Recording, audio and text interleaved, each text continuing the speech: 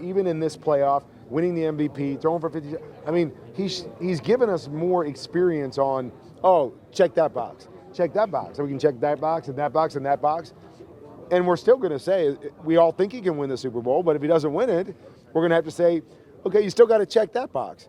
And it's the same with Jimmy Garoppolo. It's just he hasn't checked as many boxes as a lot of guys yet. And so that's why we're wondering more about him. And that's why I'm saying I don't doubt you put him in this moment that he could have a great game. I mean, that to me would be doubt. If I looked at him and go, oh, gosh, I don't expect anything from him. I don't expect him to play well. That's not the case for me. I just don't know what I'm going to get exactly.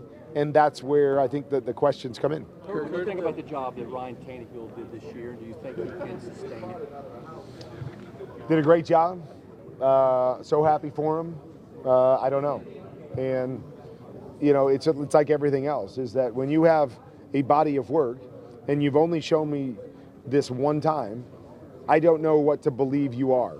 You know, granted, this was the last time, and this was a different scenario and all those things, but I sit here and go, is that the Ryan Tannehill I'm going to get for the rest of his career?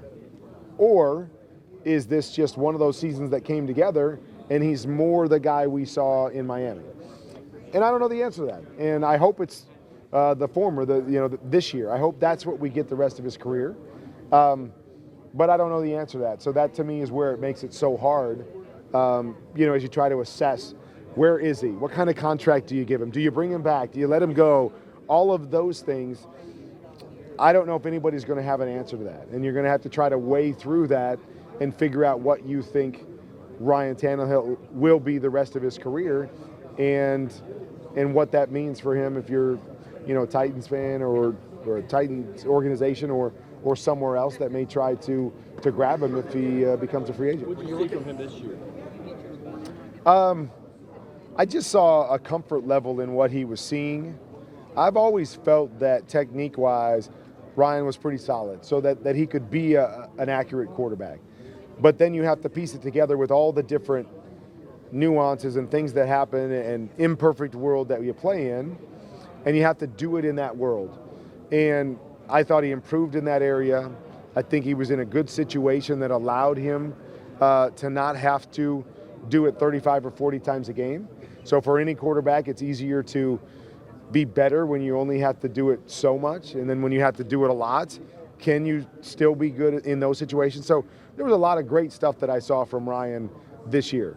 But there's still things that I see and I wonder, okay, if you were put into a situation where you have to, again, I'll just throw the Titans out there. What if Derrick Henry goes somewhere else?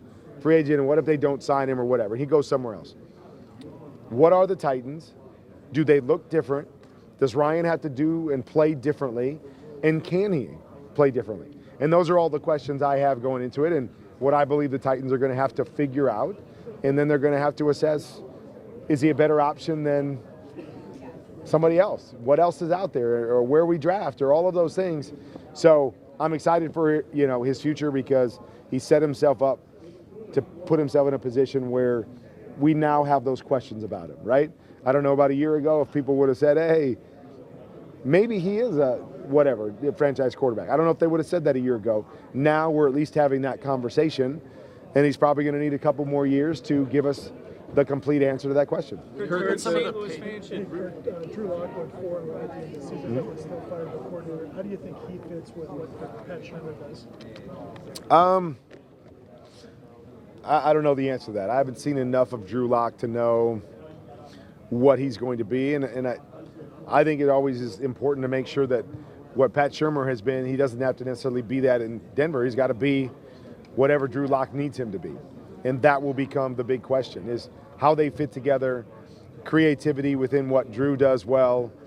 Can he improve Drew and the shortcomings he has as well? So I don't really know. I mean, I just haven't seen enough or know enough about the connection to know what we're going to get in future years. When you look at some of the Patriots' offensive shortcomings this year, in your mind, what needs to change this offseason for them to get back to the level that we're used to seeing from them? Well, I first and foremost, find Gronk. Find the next Gronk. And I say that jokingly, but really, great offenses have go-to guys. That when the game's on the line, with backs against the wall, when you get one-on-one situations, do I have a guy I trust that can win? And not even trust that can win. Do I have a guy that can win? Do I have a guy that will make the big play in that moment most of the time? And Tom always had that with Gronk when he was there. You know, and then he had that with Gronk and Edelman. And now you got two of those guys that can do that. And now you're going, all right, try to stop us, right?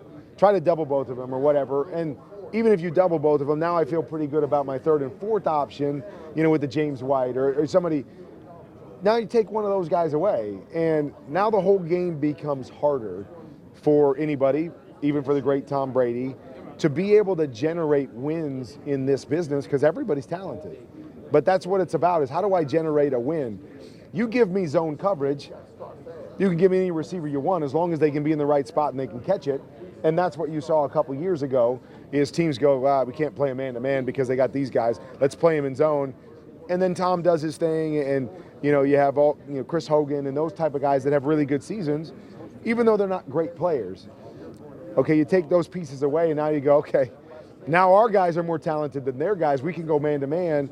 We can pressure Brady, and now what are they going to do? And so to me, it's about either improving their roster, getting another piece or two that can complement Julian in that, or one of these young guys separating themselves from year one to year two, or young guy to a veteran guy that can win more often and give Brady or whoever the quarterback is more options. And that option can also be running the football, right? I mean, where you take teams out of doing what they want to do because you can run the football. So, but some dimension has to be more dominant for them to help them compete with the explosive teams, the better teams in this league, and that's really where they struggled this year. What do you think this league is losing by not having a team in St. Louis? Well, I mean, I just know my experience, and my experience there was the people were great, the city was awesome.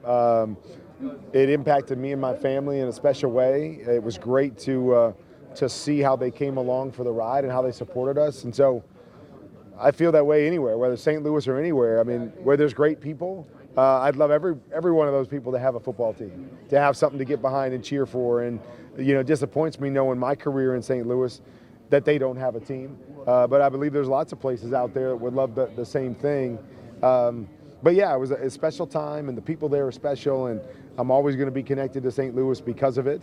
And I would love to see them at some point get another team. How are you looking at this Mitch game? has been appointed referee in this game. He was the controversial call in the NFC Championship with the Saints. What are your thoughts on him being appointed referee?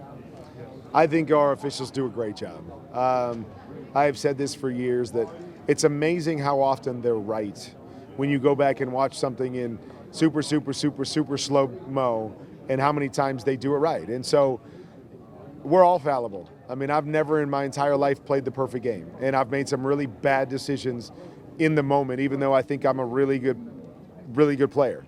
And so it is what it is. I mean, it's a game where humans play, and the game's going fast, and there's lots of parts, and there's lots of things that you're seeing, and sometimes we miss, sometimes we make mistakes, but I don't think that stops us from being great at what we do. And so I tip my hat to our officials, because when we go back and watch replay and realize the percentage that they get it right based on what they see that we would never get right just watching it is impressive. And so I think they all do a great job.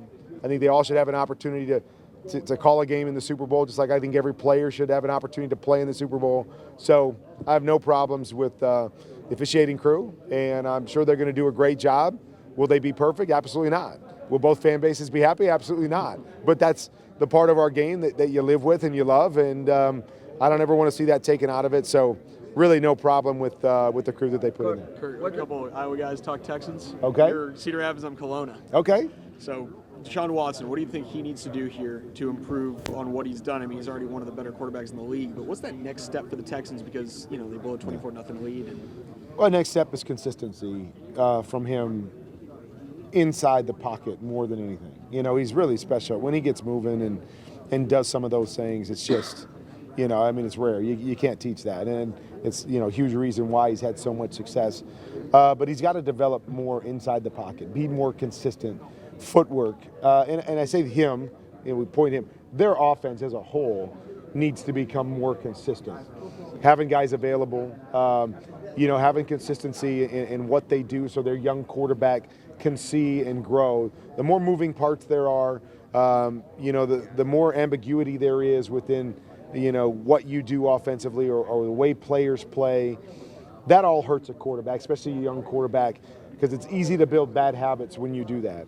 And I think that's one of the reasons why when you watch the Texans, they're so up and down as a football team, and specifically as an offense, is that one game you're like, oh my gosh, these guys are going to be the next Super Bowl winners. And then the next game you're like, what the heck just happened? Where did their offense go?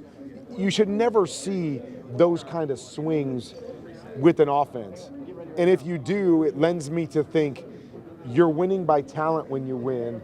You're not winning by being great when you win. And that's where I think they need to grow as an offense. And and even Deshaun, that he needs to clean up and get better at some of the little things so he can help increase that margin of error for them as a team, because it always starts with a guy with the ball in his hands on every snap, that you have to be consistent, and sometimes that overcomes some of that ambiguity or lack of consistency elsewhere. Coach, what's the most fantastic play you remember in the history of NFL? In the history of the NFL? Yes.